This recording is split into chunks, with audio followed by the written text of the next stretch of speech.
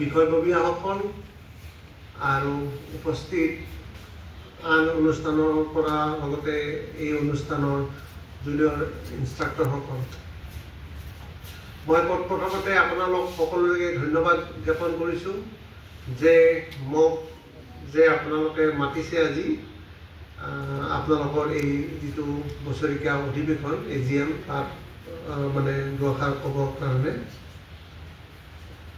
মই জাষ্ট আহিয়ে ভাবিছিলোঁ যে মই কি কথা কওঁ, মইতো মানে একো নাজানো, কিন্তু এই যিখন স্মাৰকপত্ৰ মই পালোঁ, স্মাৰকপত্ৰখন পাই মই মানে যিটো কথা আজি মোৰ মানে ৰাতিপুৱাই যিটো মনত আহিছিল সেই কথাটোৱে আপোনালোকে লিখিছে।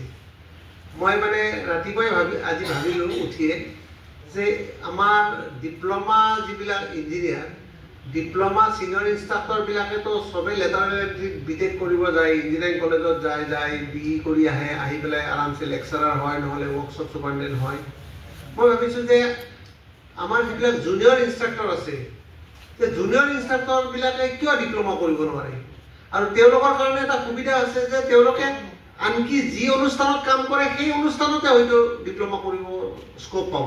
কাৰণ ধৰক আছাম ইঞ্জিনিয়াৰিং ইনষ্টিটিউটত আমাৰ 6টা ব্ৰাঞ্চ আছে, গতিকে এই 6টা ব্ৰাঞ্চত কোনোবা এজনে ধৰক চিভিলত কৰিব বিচাৰে, মেকানিকেলত কৰিব বিচাৰে, তেওঁলোকে কৰিব পাৰিব। ইভেন তেওঁলোকৰ নৰ্মেল ক্লাছ এটেণ্ড কৰিও কৰিব পাৰিব। গতিকে তেনেকুৱা এটা পলিচি এটা গভৰ্ণমেণ্টৰ পৰা দৰকাৰ, আৰু এই পলিচিটোৰ কাৰণে হয়তো মানে গভৰ্ণমেণ্টৰো একো লোকচান নহ'ব, বৰঞ্চ গভৰ্ণমেণ্টৰ লাভ হ'ব। এইকাৰণে চৰকাৰৰ লাভ হ'ব যে আপোনালোকে আনকি ছাৰ্ভিচ দিও কৰিব পাৰিব।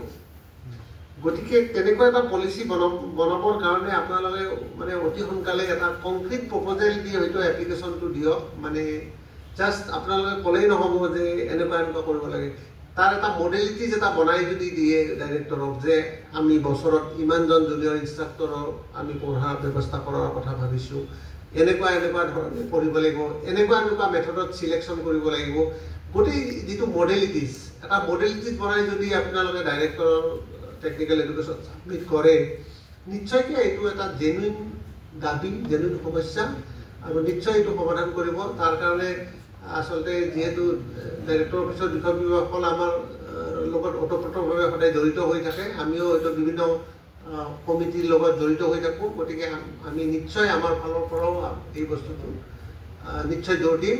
গতিকে আপোনালোকে এটা মডেলিটিজ বনাই কংক্ৰিট প্ৰপ'জেল হিচাপে এইটো এটা বস্তু দিব পাৰে। এইটো এটা বৰ ভাল কথা। মানে আপোনালোকৰ হয়তো যিসকলে এতিয়া কাম কৰি আছে তেওঁলোক হয়তো মোৰ ছিনিয়ৰ, গতিকে তেওঁলোকৰ হয়তো কামত নাহিলেও নেক্সট আহি থকা যিটো জেনেৰেশ্যন তেওঁলোকৰ কাৰণে এইটো এটা খুব ভাল হ'ব।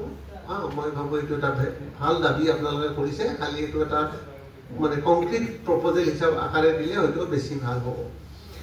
তাৰপিছত আৰু এটা কথা মই মানে আহিয়ে সুধিছোঁ, আমাৰ সভাপতি ডাঙৰীয়াৰ লগত কথাটো পাতিছোঁ যে আপোনালোকৰ যিটো ফ'ৰমেন প্ৰমোশ্যন, এই ফ'ৰমেন প্ৰমোশ্যনটোত আচলতে ময়ো জড়িত হৈ আছোঁ, বহুত দিনৰ পৰাই আমাৰ হোৱা নাই। মানে নোহোৱাৰ প্ৰথম কাৰণটো আছিল যে কি যে আপোনালোকৰ ফ'ৰমেন হ'ব লাগিলে যিটো 1984ৰ ছাৰ্ভিচ ৰুল, সেই ছাৰ্ভিচ ৰুল মতে এটা ট্ৰেইনিং লাগে, ফ'ৰমেন ট্ৰেইনিং স্কুল বেংগলোৰ, আৰু সেই ট্ৰেইনিং স্কুলখন আজিকালি নাই। যিহেতু নাই, আমি মানে সেই মিটিঙতে আমি ডিচিশ্যন ল'লোঁ যে আমি গভৰ্ণমেণ্টক ক'ব লাগে যে এইটো ৱেভ কৰি দিব লাগে, আৰু সেইমতে গভৰ্ণমেণ্টে অলৰেডি ৱেভ কৰিও দিলে। কিন্তু হয়তো মাজতে অলপ কিবা ট্ৰেনজিশ্যন হ'ল, আৰু এই ৰিক্ৰুটমেণ্ট বৰ্ডৰ কিবা ইণ্টাৰভিউৰ কাৰণে অকণমান প্ৰমোশ্যনটো দেৰি হ'ল। মই আশা কৰিছোঁ যে মানে অতি সোনকালে ওলাব, মানে উইদিন 1 উইক হয়তো অৰ্ডাৰ ওলাব লাগে, মই ভাবোঁ দেই।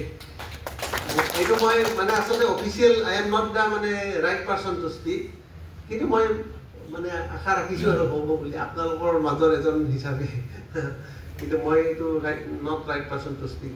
আমাৰ জইণ্ট ডাইৰেক্টৰ বা ডাইৰেক্টৰে কথাটো বেছি ভাল হেৰি ক'ব পাৰিম। যিয়ে নহওক, আৰু এটা কথা ইম্পৰ্টেণ্ট কথা মই ভাবিছোঁ যে আপোনালোকৰ আজিকালি যিটো জুনিয়ৰ ইনষ্ট্ৰাক্টৰ চিলেকশ্যন কৰে, জুনিয়ৰ ইনষ্ট্ৰাক্টৰ চিলেকশ্যন কৰাৰ ক্ষেত্ৰত আগতে মানে ট্ৰেড অলপ হিচাপত কৰিছিল, আজিকালি ট্ৰেড হিচাপত নকৰে, নহয় জানো? জুনিয়ৰ ইনষ্ট্ৰাক্টৰ মানে হিচাপত কৰে।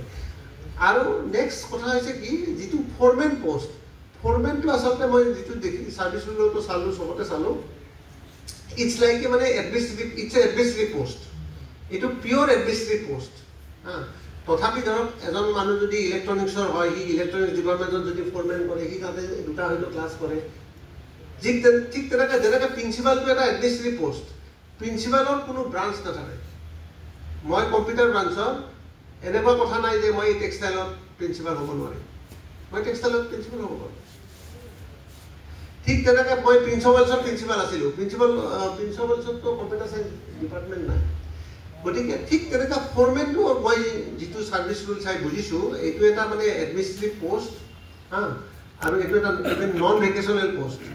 গতিকে আচলতে সেইটোতো কোনো আচলতে ব্ৰাঞ্চৰ কথা নাই, ট্ৰেডৰ কথা নাই। যিকোনো ট্ৰেডৰ মানুহ যিকোনো ঠাইত মানে ফৰমেন হ'ব পাৰে। খালি কথাটো এটাই কথা যে মানে কনভিনিয়েঞ্চ চাই মানে চেম ট্ৰেডত দিব পাৰিলে হয়তো অলপ প্ৰিফাৰেবলি এইটো ভাল হয়, মই এইটো কথা কৈছোঁ। কিন্তু মানে তেনেকুৱা ৰেষ্ট্ৰিকশ্যন নাই। আপোনালোকে কি কয় এইটো? এইটো কোনো ৰেষ্ট্ৰিকশ্যন নাই। গতিকে আৰু যদি আপোনালোকে ভাবে যে এইটো ৰেষ্ট্ৰিকশ্যন থাকে, তেতিয়া কিন্তু ফৰমেন পোষ্টবিলাক গোটেই ফিল আপ কৰিব নোৱাৰিব। এতিয়া আপোনালোকৰ 60ৰ পৰা বোধহয় 7জনমান আছে টোটেল পোষ্ট অসমত 60 ফৰমেনৰ। তাৰে ভিতৰত 7জনমান না 5জন কিবা আছে ৰষ্টাৰ পইণ্টত। গতিকে সেই 5জনটো বাদ দিলে বাকী 55 পোষ্টে খালী।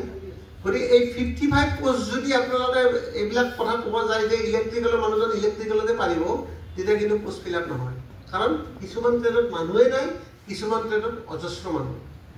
কথাটো বুজিছেনে? সেইকাৰণে আপোনালোকৰ পৰা এইটো কথা কৈছে স্মাৰক পত্ৰত যে গতিকে এইটো বস্তুটো অপেন। যেনেকৈ মই বুজাই দিলোঁ যে ইটছ এ